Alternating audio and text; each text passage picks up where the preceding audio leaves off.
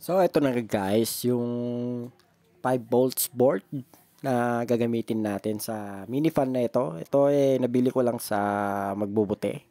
So, ayan. Linagay ko na yung board. Naka-install na siya. Naka-connect na siya sa switch, sa battery. Tapos sa main fan. Tsaka may ilaw yan Pero yung ilaw niya kasi medyo sira na. Kaya hindi na gumagana. So, ayan. Nilalagay ko na. So, ayun yung, kung makikita nyo yung board na tinutornilyo ko dyan, walang connection na yan, kasi yan yung dating board niya na sira na. Ginawa ko na lang siyang, paglalagyan ng main board natin. Yung board na yan, guys, is magkano lang? Nasa 40 plus lang yata. Yung sa TikTok. Ilalagay ko yung link. Kung gusto nyo bumili. Tapos mag-DIY rin kayo. Nandiyan lang. Ilalagay ko rin. So, yan.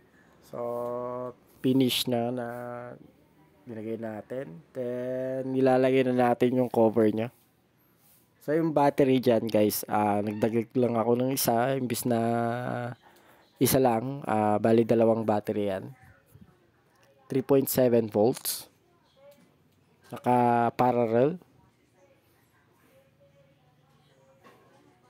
Kasi pagka ginawa mo siyang series, magpa-plus yung dalawa. Kaya ang ginawa ko is parallel. Tsaka 5 volts. Pang 5 volts kasi yung board natin.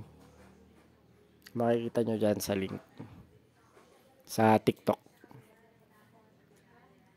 Yan. Papasok na natin. Papakita ko sa inyo guys kung gaano kalakas itong electric fan mamaya. Itong mini fan. So, tamang-tama ito sa summer. Sa ngayon is ano pa naman, taglamig pa kasi January pa. February. So, pagka nag-start na siguro ng mga March, mga ganon. Nag-start na rin yung mainit na panahon. Kaya, linagyan ko na ito ng board.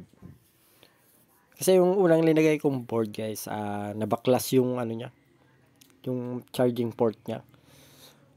Tip ko lang pagka bumili kayo ng gantong board is ilinang nyo na rin yung charging port, yung apat na bakal niya para madikit. Para hindi siya mabaklas. Kasi konti lang yung linang niya Ayan. Kakabit natin yung cover.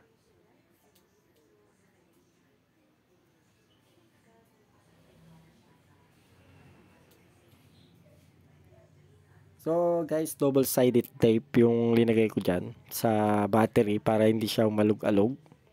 Ganon din dun sa board. Yung pinangdikit ko doon sa mismong board na dating board niya is double-sided tape din para pagka ka ng charger, hindi siya maalis. Ayan. Buuin lang natin.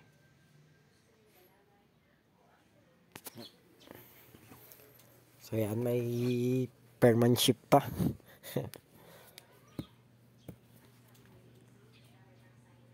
Okay.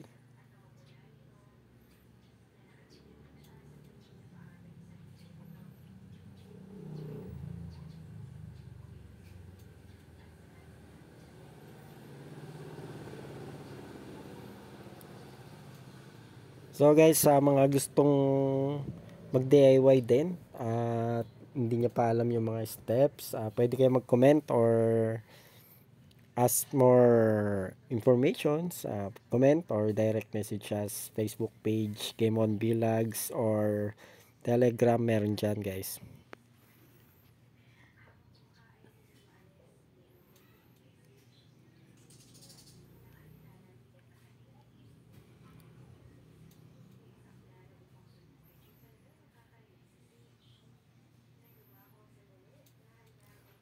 Oh, yan na yung moment of truth. Malapit na.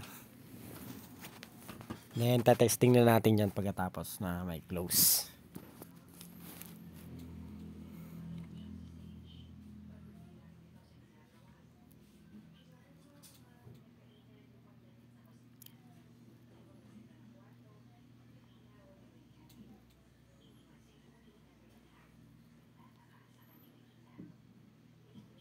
So, ayan yung ilaw. Medyo busted yan guys. Kaya, pagka inopen natin, medyo nagblink-blink, nagbi-blink-blink lang.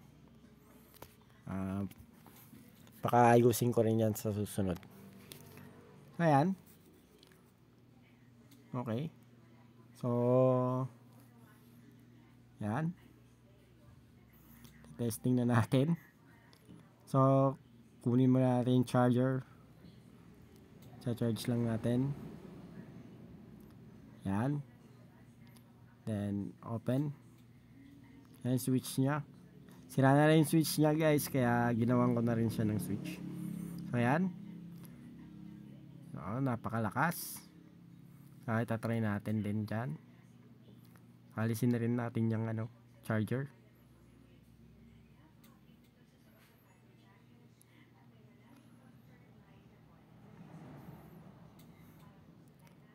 Testing na natin yan sa labas. Oh, yan, napakalakas. So, maraming salamat po sa panonood. God bless.